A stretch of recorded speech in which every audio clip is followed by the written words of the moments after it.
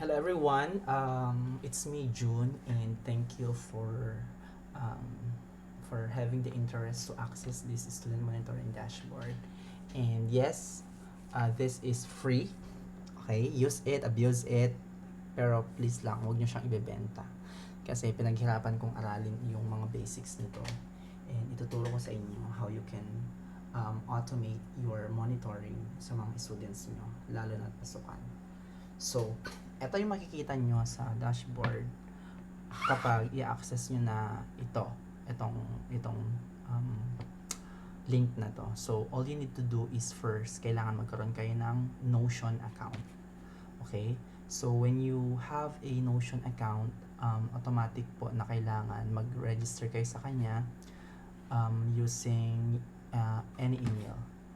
So, tatry natin. Try ko siya. Di ba dito? Hindi ko pa na-register. This one ata.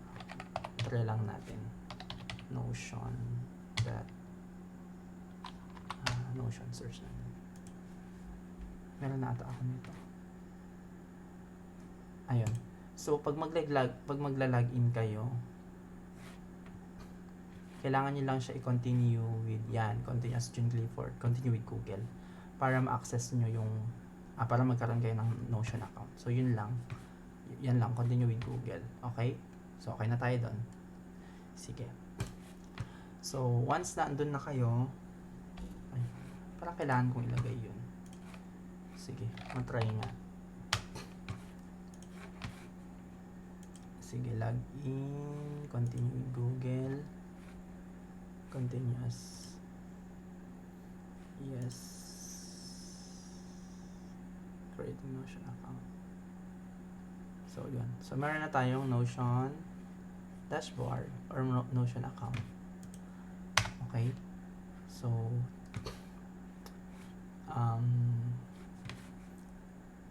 kailangan na nating mag-create ng workspace. Yan. I-set up nyo muna siya. Kunwari for school kayo. Classroom management, notes planner, lesson planning, groups projects, class organizations, continue. Ganyan lang, set up nyo lang muna siya para hindi kayo mahirapan later on. So, eto na siya. Marami naman kayong matututunan, marami naman sa YouTube yung mga resources nito, pero at least tuturo ko na sa inyo kung paano siya gawin. Alright?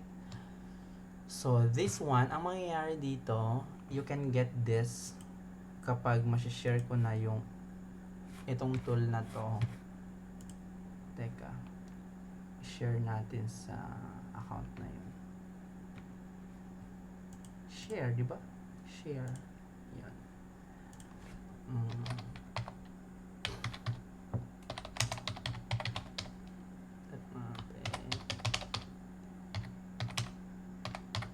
Code.ph. Ayun. So,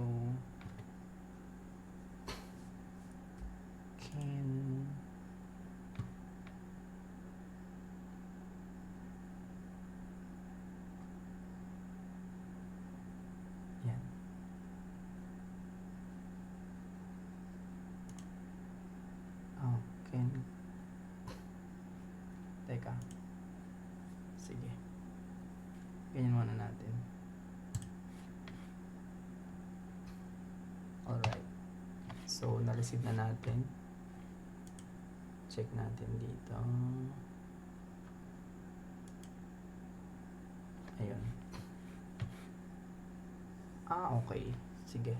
Palitan ko lang. Dapat pala ay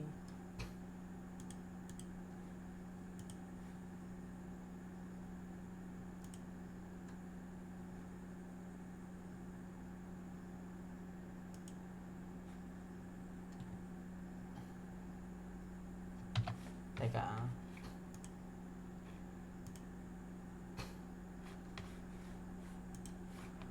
Okay. So, meron na siya. So, ang kailangan nyo lang gawin is to duplicate this. Saan yung duplicate dito?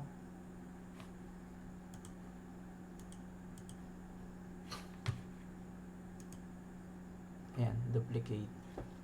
Ayan, duplicate mo siya to your account. Bakit kailangan mo i-duplicate? Kasi baka mamaya, pag masira mo yung dashboard, at least meron kang naka-private, yan, mapupunta ka siya kasi dyan. Meron kang naka-private na account for this. Okay? Kung gusto mo pang gawin, duplicate mo pa yan para sigurado. Yan. So, ito na siya. Student monitoring tool for teacher June. So, yon, naka-create na tayo, na-duplicate na natin yung account yung dashboard na ito. So, editable na po siya on your end. Okay? So, pwede nyo lang i-delete yung mga yan just in case. Delete nyo na lang yung mga yan para at least meron na kayong, kumbaga, ma-maximize nyo na yung, ma-customize nyo na siya on your own. So, yan. So, dinilit ko na siya. Oh, bahala na dyan. So, each account, meron kasi siya mga blocks na ganito. So, ganyan ko siya ginawa. Pero, since hindi naman to training, at least ma-orient ko lang kayo.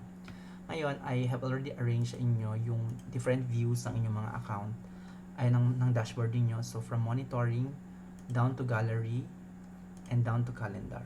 So, itong student monitoring tool ninyo is pwede nyo nang malista dyan yung mga pangalan ng mga estudyante nyo, yung LRN nila, anong record type ang kailangan ninyo, and yung competency, kung ano yung na-discuss nyo for this specific record. Then, kailan nyo kinandak yung performance na ito ng mga bata. And anong status niya, baka kasi halimbawa, yung bata na yun ay excuse pala, or na-record mo na siya, or excuse with excuse letter. Or may absent ba dito? Ayan, may absent. So, meron na rin pala akong ilagay. So, ayan. Marami kayo may saselect dyan ng mga status. Enough ko na yan para sa inyo. Okay?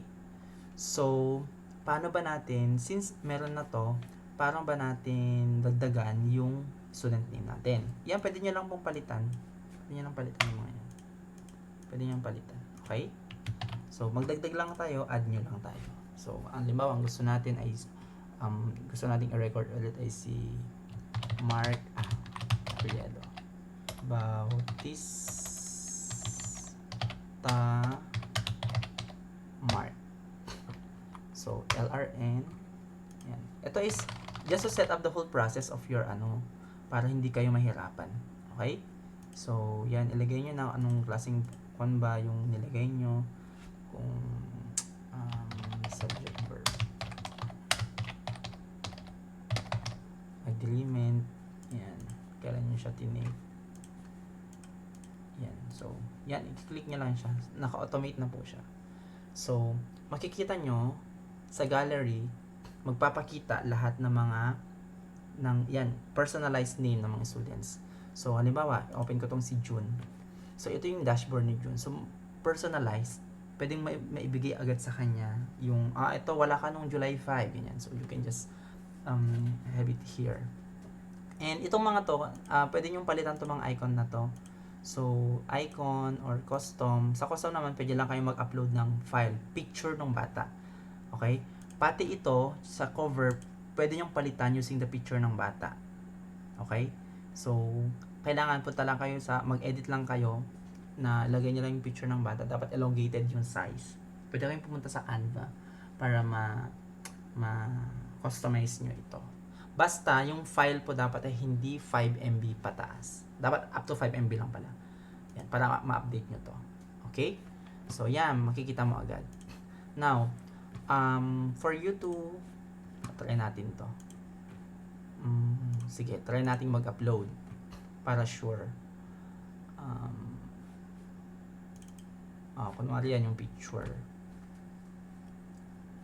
Tapos, add cover ako.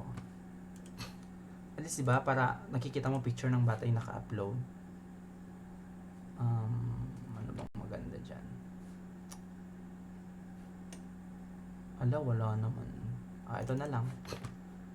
Yan. Ito naman, lower than 5 MB naman yan. So, pwede pa natin yan i-reposition. Reposition. Diba? Ang syala. Sino ka dyan? So, you can do that. Pero, pwede nyo ma-customize yan. And then, pwede kayo maglagay ng mga notes dito na gusto nyo ilagay sa mga estudyante nyo, and so forth and so on. Okay? Di ba, sabihin mo, ayan kasi, hindi ka nag-i-inform. Diba? Parang, anong tawag nito mga to? Nagmumukha na siyang notes, diba? Or ano yung ginagamit natin for students? Ano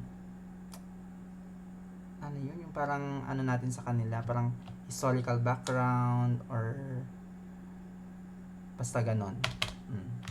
Notes. Pwede i-turn yan into heading. Yan, para at least may pagka-social. Okay. Now, ang tanong siguro, paano magmumukhang ganito yung itsura nung itsura ng mga bata? Punta lang kayo dito, magpapakita yung itsura ng mga bata. Kasi baka mamaya hindi ganun magpakita sa part nyo. Punta kayo dito sa may layout. And then, sa card preview, page cover po ang piliin nyo. Kasi pag page content yan, yun ang magpapakita. Pag page cover, yung itsura nila. Yan. Automatic na po lahat yan sa dashboard na to magpapakita. And then, para at least may magandang reporting kayo, halimbawa, this one was recorded on July 5. So, lahat ng lista ng mga estudyante, makikita nyo na dyan. Okay? So, yan. Magpapakita lahat dyan. So, nung July 17, na-record nyo si Bautista Mark. Yan. Okay? Okay pa tayo doon ha. So, balik tayo dyan. So, basta i-record nyo lang yan. Para hindi rin kayo mahirapan, I think it would be better na alphabetically arrange na lang ito. And then, this one naman is attendance monitoring. So, ilagay nyo lang dyan. Naglagay na ako ng status.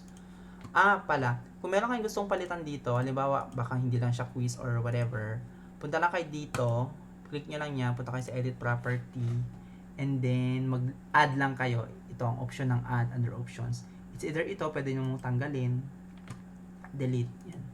Or, pwede kang mag-add. Okay? Add. Yun. Okay? So, yun. Pati dito, same din siya, na-edit ko na siya into, yan. Pwede lang kayo mag-add. And then, pati din dito, pwede nyo gawin yun. Then, so, dito naman sa isang part na to, attendance monitoring. So, andyan na rin kung kailan nyo sila na i-record. Then, pwede nyo lang din palitan itong mga to. Change cover. Kunwari. Hindi pala ako nakapaglagay. Kunwari lang. Yan. Di ba para ganap na ganap yung itsura ng mga estudyante nyo? Perfect. Ay! Teka, i-set up na rin natin para hindi na kami mahirapan. Oops!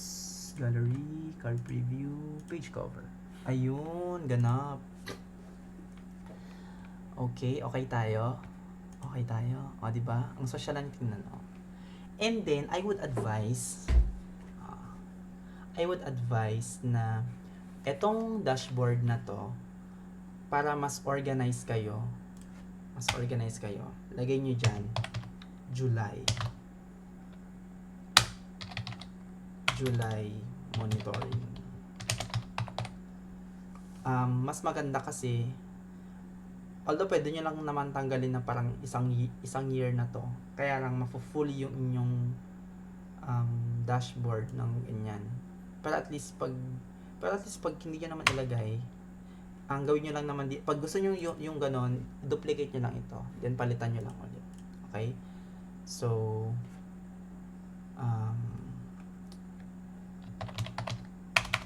sige, lagyan ko na nga lang siya ng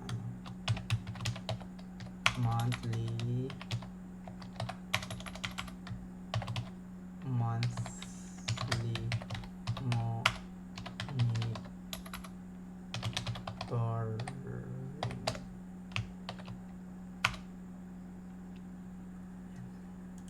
convert ko na lang siya into call out para ipasok ko na lang siya dyan. Okay, ayan, mas pinaganda ko ha, para wala na kayong and then same here sa attendance. Monthly attendance checking. So, convert ko siya into call out. Then, pasok natin siya dyan. Ay, shala. Sino ka dyan? So, expected na mapupuno yan ng pictures ng mga boards ng mga students nyo kapag naglagay na kayo. Okay? O, di ba? Ang ganda. So, yun lamang po, and I hope na makatulong itong board na to help you automate your monitoring strategy at mas makapag-update kayo sa mga estudyante, and your students can actually access this by letting this link be published and i-share nyo sa kanila. Okay, pangalanan natin i-share nyo sa kanila. Pwede namang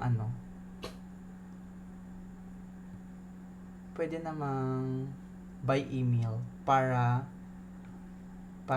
customize sa mga bata. Okay? Para hindi magkaroon pa rin ng privacy itong kanilang page.